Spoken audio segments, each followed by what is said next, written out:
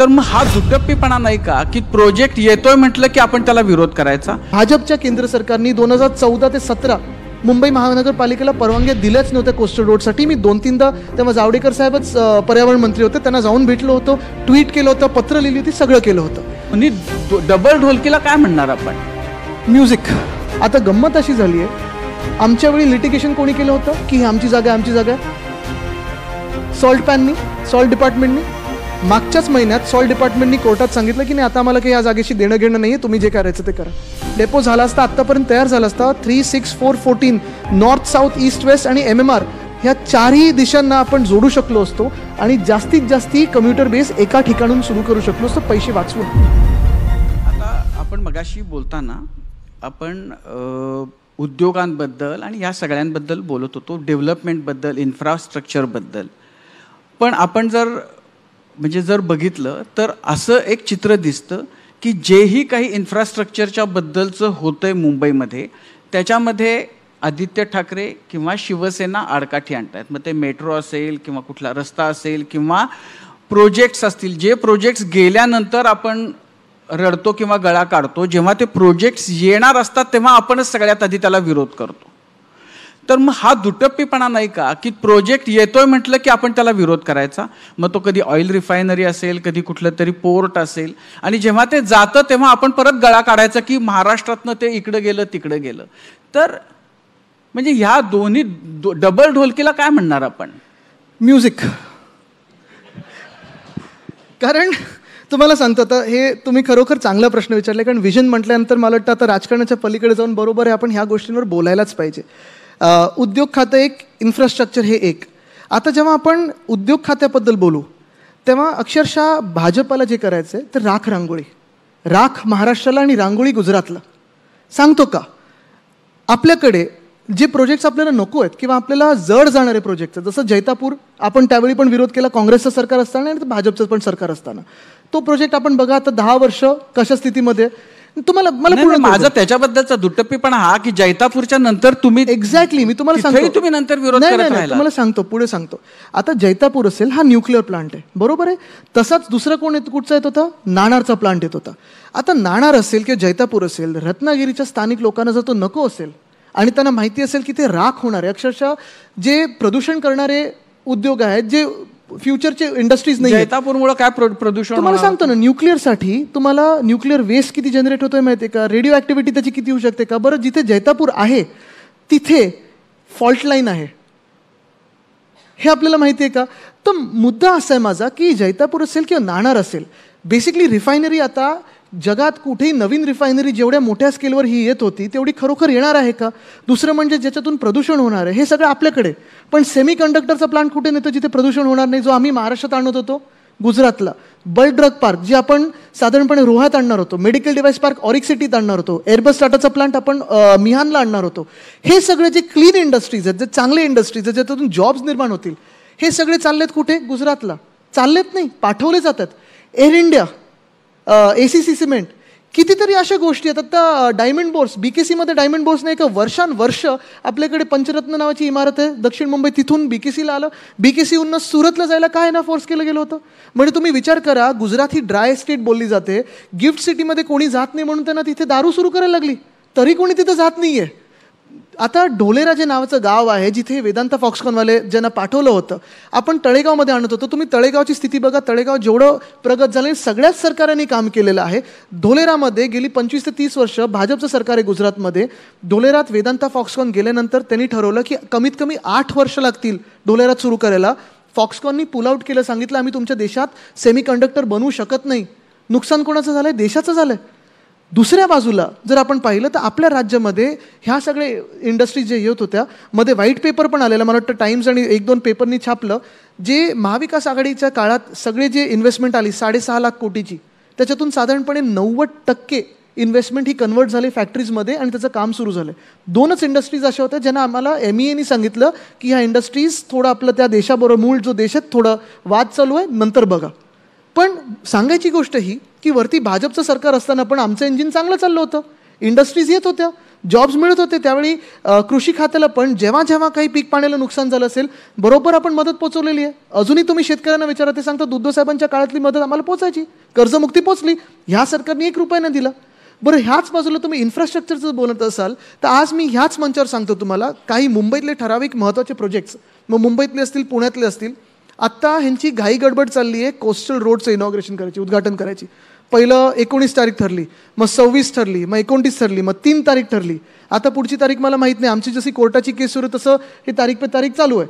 पण हे सगळं सुरू असताना कोस्टल रोड 2013 पासून 23 पर्यंत पूर्णपणे एका व्यक्तीचं ड्रीम होतं, एका व्यक्तीचं एक्झिक्युशन होतं, उद्धव बाळासाहेब ठाकरे. आम्ही माझ्या ट्विटरवर जाऊन पहा, केंद्र सरकारनी, भाजपच्या केंद्र सरकारनी 2014 ते 17 मुंबई महानगरपालिकेला परवानग्या दिल्याच नव्हत्या कोस्टल रोडसाठी. मी 2-3दा तेव्हा जावडेकर साहेबच पर्यावरण मंत्री होते, त्यांना जाऊन भेटलो होतो, ट्विट केलं होतं, पत्र लिहिली होती, सगळं केलं होतं. दुसरी गोष्ट, ठीक आहे ह्यांनी इनॉग्रेशन करावं, ह्यांनी मोठे बॅनर लावावे, ॲडव्हर्टाईज द्यावं, सगळं करावं, हे शिवसेनेचं काम आहे. ट्रान्स हार्बर लिंक, ठीक आहे त्यांनी आता ब्रँडिंग केलं आहे, अटल सेतू वगैरे, पण 85% काम म्हणजे जानेवारी 2020 पासून 22 पर्यंत 85% काम हे महाविकास आघाडी सरकारने केलं होतं. मी प्रत्येक महिन्यात आपले पण रिपोर्टर्स असायचे, जाऊन पाहणी करून यायचो, ज्या काही अडचणी असायचं ते समोर असायचं, आम्ही सोडवायचो. MTHLचं काम असेल मी पुढे जातो. एकनाथ शिंदे चांगलं काम करत होते ना मंत्री म्हणून, ते यायचे का बघा, ते यायचे का बघा, ठीक आहे तर जाऊ द्या, आता मी असं करत नाही त्यांच्यासारखं, सोडून द्या. पण तिसरी गोष्ट, नरिमन पॉईंट कफ परेड कनेक्टर आमच्या काळात काम सुरू झालेलं, दहिसर मीरा रोड आमच्या काळात काम सुरू झालेलं आहे. एस्केलेशन त्यांनी मुख्यमंत्री झाल्यानंतर एस्केलेशन किती 1000 कोटीचं केलंय बघा.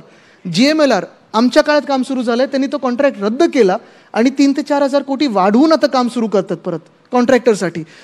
मग परत आपलं पुण्याचं एअरपोर्ट आमच्या वेळीचं काम. आता पुण्याचं एअरपोर्टची परिस्थिती अशी आहे की पुण्याचे नवीन एअरपोर्ट तर रद्द झालेच आहेत, पण गंमत अशी आहे की जेव्हा इन्फ्रास्ट्रक्चरची बोलणं जेव्हा येतं तेव्हा इन्फ्रास्ट्रक्चरमध्ये MTHL 3 महिने तयार असूनही ह्या सरकारने उद्घाटन केलं नव्हतं. डिलाय रोड 1 महिना तयार असूनही ह्या सरकारने उद्घाटन केलं नव्हतं. दिघा रेल्वे स्टेशन 9 महिने तयार होतं, केंद्र सरकारचं काम 9 महिने तयार होतं, लाईट पंखे रोज चालायचे, साफसफाई व्हायची, पण उद्घाटन केलं नव्हतं. उरण लाईन 6 महिने तयार होतं, उद्घाटन केलं नव्हतं. पुण्यात आत्ता पण 3 महिने झाले, रुबी हॉल क्लिनिक ते रामवाडी मेट्रो स्टेशन 3 महिने तयार आहे, सगळं क्लिअर झालं आहे, पण उद्घाटन केलं नाही आहे. मग परत वरळी शिवडी कनेक्टर काम स्लो डाऊन केलं आहे. जर आमचं सरकार असतं तर कोस्टल रोडचं उद्घाटन ऑक्टोबरमध्ये झालं असतं, डिसेंबरमध्ये झालं असतं 2023च्या, नोव्हेंबर 2023मध्ये MTHL झालं असतं, ऑक्टोबरमध्ये वरळी शिवडी कनेक्टर झालं असतं. पुण्यात अजून एक तुम्हाला सांगतो, मेट्रोसारखंच टर्मिनल 2 नवीन टर्मिनल जुन्या एअरपोर्टमध्ये तयार आहे, 6 महिने झाले, उद्घाटन झालं नाही आहे. हे कशासाठी थांबतोय आपण? आज आपण पहा, वेस्टर्न एक्सप्रेस हायवेवर डोमेस्टिक एअरपोर्टच्या बाहेर पूल पूर्णपणे तयार आहे, 20 दिवस झाले, ट्रॅफिक अजूनही होतंय, पण VIPची वेळ नाही किंवा ॲडव्हर्टाईजचे स्लॉट मिळाले नसतील, तुम्ही तरी देऊन टाकत आहे ना, नाहीतर उद्घाटनच होणार नाही आहे. काय झालं आहे मुद्दा असा की ब्रँडिंग केल्याशिवाय उद्घाटन करायचं नाही, हा प्रॉब्लेम झाला. आणि तुम्हाला अजून एक सांगतो, मेट्रोसाठी पण भाजपा खोटं बोलत आहे. मेट्रोसाठी स्पष्ट भूमिका आम्ही घेतली होती. मेट्रो 3चं काम कुठेही थांबलं नव्हतं, 1 दिवससुद्धा थांबलं नव्हतं. आम्ही जे थांबवलं होतं ती कारशेड थांबवली होती, ती कारशेड नंतर पण होऊ शकते, पण आम्ही याच्यात 10,000 कोटी मुंबईचे वाचवत होतो, महाराष्ट्राचे वाचवत होतो. गंमत तुम्हाला सांगतो, इथून पुढे जो कांजूरमार्गला जी जागा आपण ओळखून घेतली होती, 102 एकरची जागा होती, तिथे मेट्रो 3, मेट्रो 6, मेट्रो 4 आणि मेट्रो 14 ह्या 4 मेट्रोचं आपण एक कॉमन डेपो बनवत होतो, एक कारशेड बनवत होतो. ह्या एकाच जागेतून कांजूरमार्गमधून साधारणपणे 4 ते 5 कोटी जनता ही महाराष्ट्रात कनेक्ट झाली असती, MMR मधली 2.5 कोटी जनता आपली कनेक्ट झाली असती. एकाच कारशेडमधून आपलं सिस्टीम सगळं चाललं असतं, क्लिनिंगचं पूर्ण एकत्र झालं असतं आणि जे लँड एक्विजिशनची कॉस्ट आहे ती सगळी वाचली असती. 2,500 कोटीत आपलं झालं असतं, 10,000 कोटी वाचले असते. पण ह्या सरकारला करायचं काय होतं, मेट्रो 3चं आरेमध्येच करायचं होतं, इगो केला त्यांनी. मेट्रो 6चं त्यांना जागा नाही, आता ते अक्वायर करतील किंवा कांजूरमार्गलाच आणतील. मेट्रो 4 ठाणे जिल्ह्यात कोणी जागा घेतल्यात आणि ती सरकार कोणाची जागा घेते तर पुढे हे तुम्ही शोधा. मेट्रो 4 पुन्हा एकदा ठाणे जिल्ह्यात कुठची जागा कोण घेणार आहे हे तुम्ही शोधा, पण कॉन्ट्रॅक्टर्सला पैसे द्यायचे म्हणून यांनी 10,000 कोटी महाराष्ट्रावरचं बोजं वाढवलं. आता गंमत अशी झाली आहे, आमच्या वेळी लिटिगेशन कोणी केलं होतं की ही आमची जागा आहे, सॉल्ट डिपार्टमेंटनी. मागच्याच महिन्यात सॉल्ट डिपार्टमेंटनी कोर्टात सांगितलं की नाही, आता आम्हाला काही या जागेशी देणं घेणं नाही आहे, तुम्ही जे करायचं ते करा. मग दुतप्पी कोणाचा आहे, डबल ढोलकी कोणाची? कारण केंद्र सरकार असो, राज्य सरकार असो, मुंबई महानगरपालिका असो, MMRD असो, MMRC असो, देश एकच आहे ना. मग देशाची जर संपत्ती आपण वाचत असू, देशाचे पैसे वाचत असू करदाराचे, तर मग इथे राजकारण करण्याची काय गरज होती? जर तिथे आत्ता कांजूरमार्गमध्ये डेपो झाला असता, आत्तापर्यंत तयार झाला असता, 36414 नॉर्थ, साऊथ, ईस्ट, वेस्ट आणि MMR ह्या चारही दिशांना आपण जोडू शकलो असतो आणि जास्तीत जास्ती कम्प्युटर बेस एका ठिकाणून सुरू करू शकलो असतो पैसे वाचवून. पुन्हा एकदा मी सांगतो, मेट्रो 3चं काम एक दिवस सुद्धा थांबवलं नव्हतं आपण. आता गोस्लो कोणी केलंय? तर ह्या भाजपा प्रणित खोके सरकारने केलंय. सगळीकडे त्यांना गोस्लो करतायत कारण त्यांना उद्घाटनं निवडणुकीच्या तोंडावर करायचे. आदित्य, म्हणजे शिंदे आणि त्यांच्याबरोबर इतके आमदार आणि खासदार हे आपल्याला पक्ष फोडून बहुतांश पक्ष घेऊन गेलेत, ह्याचं शल्य, याचं दुःख जे आहे ते अजूनही मनातून जात नाहीये का? म्हणजे त्यामुळंच असं की काय, म्हणजे सतत मिंधे नाही, तुम्हाला असं की इतका काळ गेल्यानंतर आमच्या पक्षात जो दिल्ली समोर झुकतो, हा आदराने तुम्ही केंद्रीय राजधानी आहे, देशाची राजधानी आहे, आदर असायलाच पाहिजे. पण एवढं घाणेरडं राजकारण, नीच राजकारण, गलिच्छ राजकारण करून तुम्ही ज्या व्यक्तीने तुम्हाला घडवलंय त्याच्या सगळ्यात कठीण काळात तुम्ही असं करू शकता, पैशासाठी असेल किंवा जेलमधून वाचण्यासाठी असेल, ह्याचं दुःख बिलकुलही नाही आहे. पण राग नक्की मनात आहे की महाराष्ट्राचं राजकारण एवढं गलिच्छ कोणी केलं नव्हतं जेवढे या भाजप प्रणित खोके सरकारने केलं. आणि म्हणून आहे ते आहे.